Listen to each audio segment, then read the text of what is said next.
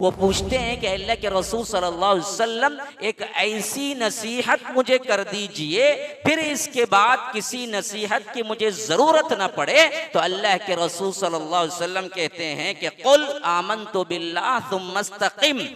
جو زندگی میں سب سے زیادہ عمل کرتا رہا عموماً اسی حالت میں مرتا ہے. تو آپ اللہ کے ذکر میں، اللہ تبارک و تعالی کے قرآن کی تلاوت میں، اللہ کے دین کے کاموں میں، اچھائی میں، نیکی میں، لوگوں کے لیے وہ سوشل سروس کے کاموں میں کسی نہ کسی میں سب سے زیادہ لگے رہیں. پھر اللہ تبارک و تعالی بلاتے وقت اسی کام میں رہیں اور اللہ بلا لے تو اس سے بہتر موت کیوں نہیں؟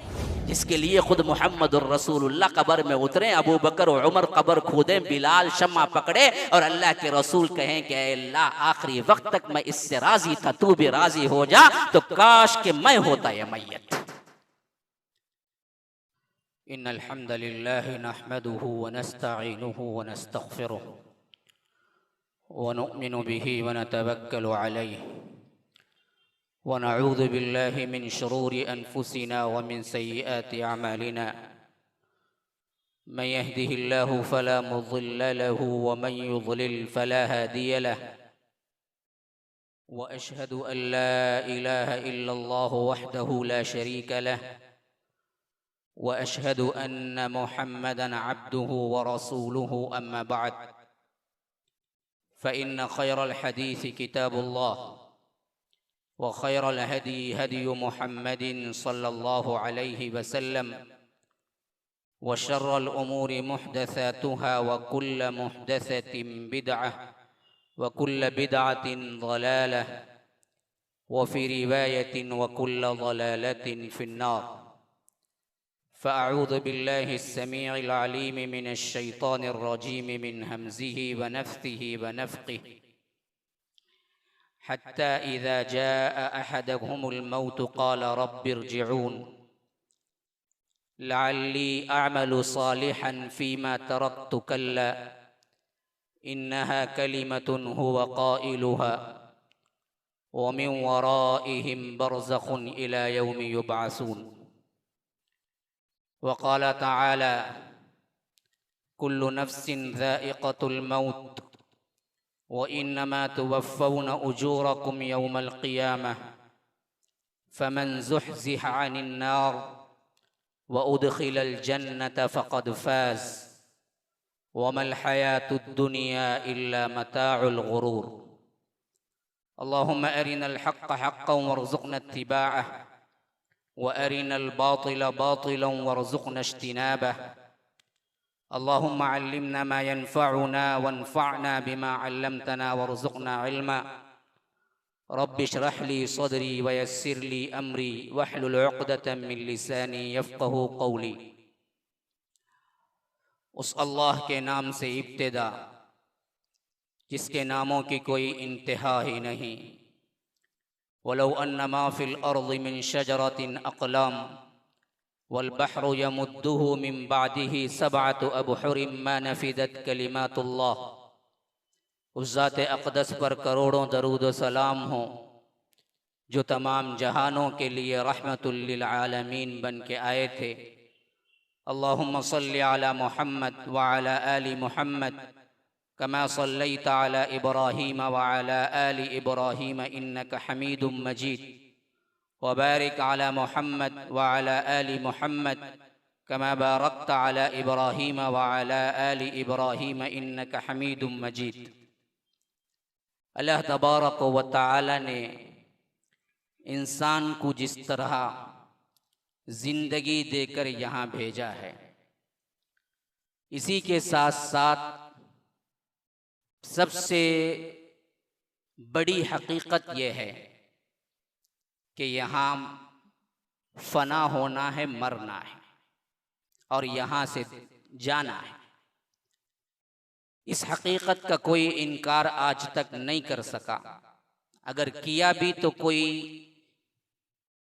موت اس کو چھوڑنے والی نہیں ہے. اس زندگی کا کل دائرہ خوشیاں، مسرت، کامیابیاں، مصیبتیں، آلام، پریشانیاں، سب کچھ زندگی رہنے تک ہے، اور یہاں سے جب مدت مقررہ پر روانگی ہے تو دنیا کی کوئی طاقت کچھ کام نہیں آتی۔ کلا اذا بلغت التراقی وقیل من راق وظن انہ الفراق والتفت الساق بالساق الی ربک یومئذ المساق۔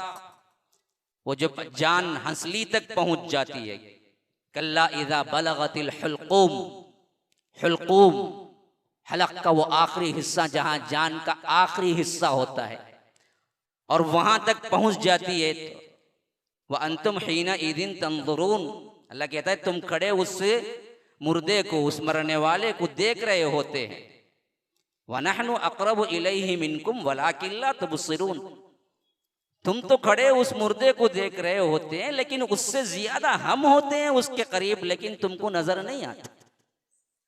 ہاں، میرے بھیجے ہوئے فرشتے اس مردے کے قریب ہوتے ہیں۔ تو جان نکالتے وقت اور اس دنیا سے رخصت ہوتے وقت جو کیفیت ہوتی ہے انسان کی، اگر اس کیفیت کو وہ ہمیشہ یاد رکھے کہ اس دنیا میں جو کچھ بھی مل رہا ہے وہ سب کچھ ایک دن چھوڑ کے جانا ہے، اور اس جانے کے وقت میں اللہ تبارک و تعالی مجھ سے راضی ہو جائے تو پھر ہماری زندگیاں تبدیل ہو جائیں۔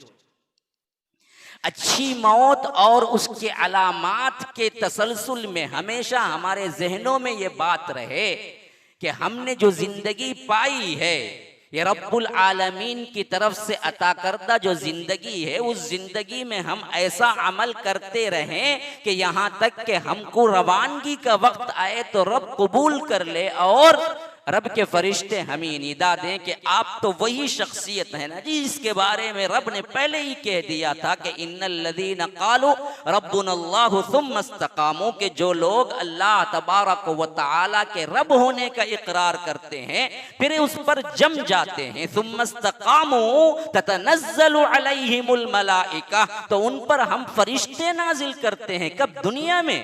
نہ، اصل حیثیت تفسیر کے اعتبار سے یہ اس وقت کا واقعہ ہے جب جان نکلتے وقت تمہاری پیش آئے گی کہ جنہوں نے اللہ کے رب ہونے کا اقرار کیا پھر اس پر جم گئے۔ مثلا سفیان بن عبداللہ کی روایت میں وہ پوچھتے ہیں کہ اللہ کے رسول صلی اللہ علیہ وسلم ایک ایسی نصیحت مجھے کر دیجئے پھر اس کے بعد کسی نصیحت کی مجھے ضرورت نہ پڑے، تو اللہ کے رسول صلی اللہ علیہ وسلم کہتے ہیں کہ قل آمنت باللہ ثم استقم، کہ میں اللہ پر ایمان لایا پھر اس پر جم جا۔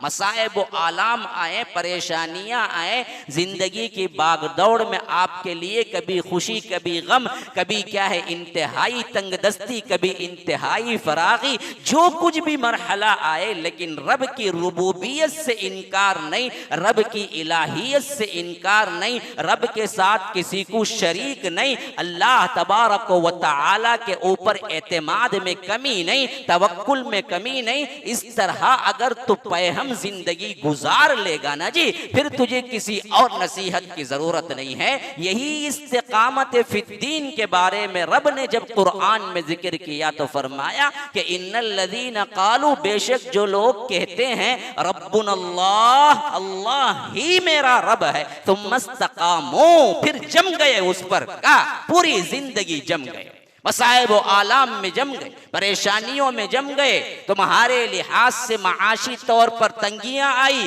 لیکن کبھی کسی غیر کے آگے ہاتھ نہیں پھیلایا، کسی درگاہ کو نہیں گئے، کسی قبر کے پجاری نہیں بنے، کہیں آپ نے غیر اللہ سے لو نہیں لگایا، آپ کے لیے خوشیاں آ گئی کہ آپ اس کے لیے کسی اور کو ضامن نہیں ٹھہرایا، کسی قبر کسی ولی کے لیے چادریں نہیں چڑھائی، بلکہ ایک رب ہی کو مانتے رہے، خواہ خوشی ہو کے غم، تو اللہ کے تتنزل علیہم الملائکہ۔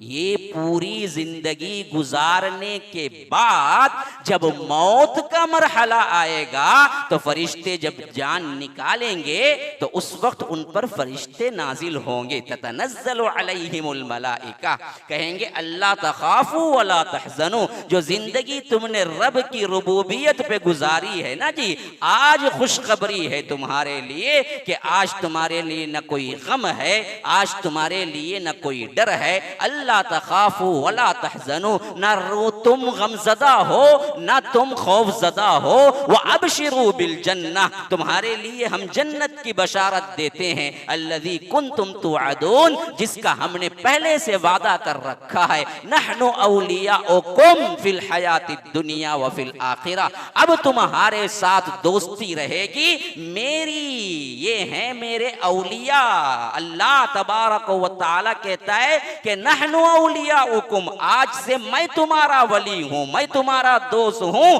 فی الحیات الدنیا وفی الآخرہ، کہ اللہ تبارک و تعالی کی یہ دوستی دنیا میں بھی ہے آخرت میں بھی ہے۔ کن لوگوں کے لیے؟ جنہوں نے اپنے استقامت فی الدین کی زندگی مکمل طور پر گزاری ہو، تو اللہ تبارک و تعالی نے اس زندگی مبارکہ کو دیا ہے، تو اس زندگی مبارکہ کا اختتام کیسے ہوگا؟ ہمارے اندر یہ احساس ہونا چاہیے کہ ہم وہ عمل کرتے رہیں جس کی اللہ تبارک و تعالی کے پاس یہ انعام ہو کہ مرتے وقت اسی عمل پہ مر جائیں۔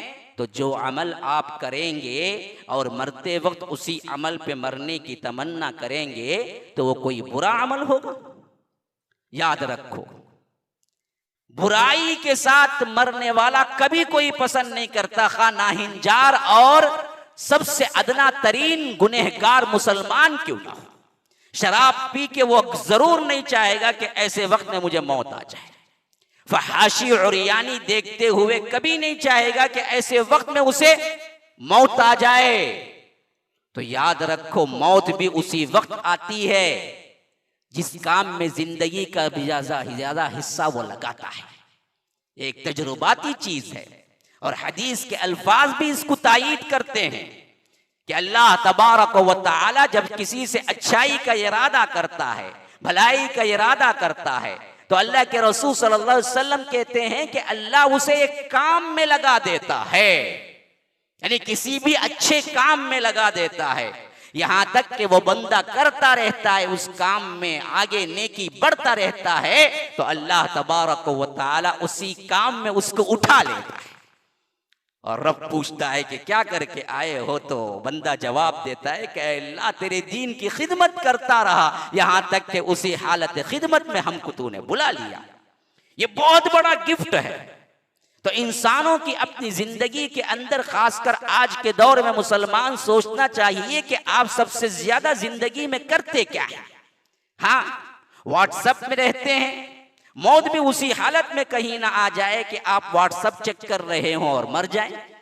فیس بک میں رہتے ہیں، موت بھی اسی حالت میں کہیں نہ آ جائے کہ آپ فیس بک ہی چیک کرتے رہیں، مر جائیں۔ موویز میں بڑا انٹرسٹ ہے مولوی صاحب مجھے، کہیں موت بھی اسی وقت نہ آ جائے کہ لیٹسٹ پکچر کوئی دیکھ رہے ہوں، مر جائیں۔ ہاں، گندی فلمیں دیکھنے کا بڑا شوق ہے آج نوجوانوں کو، ایسے ہی گندی فلمیں دیکھتے رہیں اور اسی وقت اٹیک، مر جائے۔ جو زندگی میں سب سے زیادہ عمل کرتا رہا عموماً اسی حالت میں مرتا ہے۔ تو آپ اللہ کے ذکر میں، اللہ تبارک و تعالی کے قرآن کی تلاوت میں، اللہ کے دین کے کاموں میں، اچھائی میں، نیکی میں، لوگوں کے لیے وہ سوشل سروس کے کاموں میں کسی نہ کسی میں سب سے زیادہ لگے رہیں، پھر اللہ تبارک و تعالی بلاتے وقت اسی کام میں رہیں اور اللہ بلا لے، تو اس سے بہتر موت کیوں نہیں؟ اس سے بہتر موت کی کوئی اور وضاحت، کوئی اور نمونہ ہوگا؟ یہ بات میں اس وجہ سے کہہ رہا ہوں کہ ایک تو مختصر خطبہ تھا، اور میں نے سوچا کہ حالات حاضرہ کے اعتبار سے ایک پیغام دینا ہے، تو مجھے خیال آیا آج کے 1-2 ہفتے کے دور کے اندر 2 موتیں ہوئی ہیں۔ ایک موت بری موت کی سب سے بڑی نشانی ہے، ایک موت اچھی موت کی سب سے بڑی نشانی ہے۔ میں نے سوچا کہ وہ بتا دوں کہ دیکھو بندے کو اللہ تبارک و تعالی موت کیسے دیتا ہے، جس میں سب سے زیادہ وہ اپنے آپ کو مگن پاتا ہے اسی میں دیتا ہے۔ تو یاد رکھو، یہ بربادی وقت جو کر رہے ہیں، جو زندگی ہم کر رہے ہیں، اس میں زیادہ تر حصہ تم برائیوں میں گزارتے ہو، تو اللہ سے ڈرو کہیں برائی میں موت نہ آ جائے۔ آج کی دنیا میں 1-2 ہفتے پہلے ایک بہت بڑا فلم اسٹار ہارٹ اٹیک کی وجہ سے 40 سال بھی نہیں مر گیا۔ آپ سب کو معلوم ہوگا کون مرا، نام لینے کی ضرورت نہیں ہے۔ کتنی بڑی بری موت ہے کہ کسی اچھائی کا اسے موقع نہیں ملا اور کوئی بھی نہیں چاہے گا کہ کیا ہے اس طرح کی موت مرے۔ اسی نوعیت کا دوسرا واقعہ، ایک اللہ کے بندے نے، ولی اللہ نے، عظمت صحابہ کانفرنس کے اندر بیٹھے ہوئے خطاب کرتے ہوئے اللہ کے رسول صلی اللہ علیہ وسلم کے صحابہ کا دفاع کرتے ہوئے، ان الذين يغضون اصواتهم عند رسول الله اولئك الذين لم امتحن الله قلوبهم للتقوى، یہ آیت پڑھتے ہوئے یہاں تک تو پڑھ دیا تھا اور آخری میں لہم مغفرۃ واجر عظیم ابھی کہنا باقی تھا۔ مغفرہ کا لفظ تھا آخری میں، اسٹیج پر بیٹھے ہوئے، چیئر پہ بیٹھے ہوئے ایسے ہی کیا ہے اللہ تبارک و تعالی کو پیارے ہو گئے۔ یہ تھے شیخ عبد المتین اصغر رحمہ اللہ، ابھی ایک ہفتے کا پہلے کا واقعہ ہے۔ زبان سے اللہ تبارک و تعالی کی آیت، کلام کی آیت جاری اور دفاع کرتے ہوئے اصحاب رسول اللہ صلی اللہ علیہ وسلم کا بیان جاری، اور اس کے ساتھ ساتھ اللہ تبارک و تعالی نے اپنی طرف بلا لیا۔ اور یہ بالکل صحیح حدیث کے اندر موجود ہے کہ انسان کی موت جس طرح واقع ہوتی ہے کل قیامت کے دن حشر کے میدان میں اسی حیثیت سے اٹھے گا۔ تو عبد المتین اصغر رحمہ اللہ لہم مغفرۃ واجر عظیم کے الفاظ سے اٹھیں گے تو اللہ کہے گا ان کی بھی مغفرت، تیری بھی مغفرت۔ یہ کیا خوبصورت ترین موت ہے۔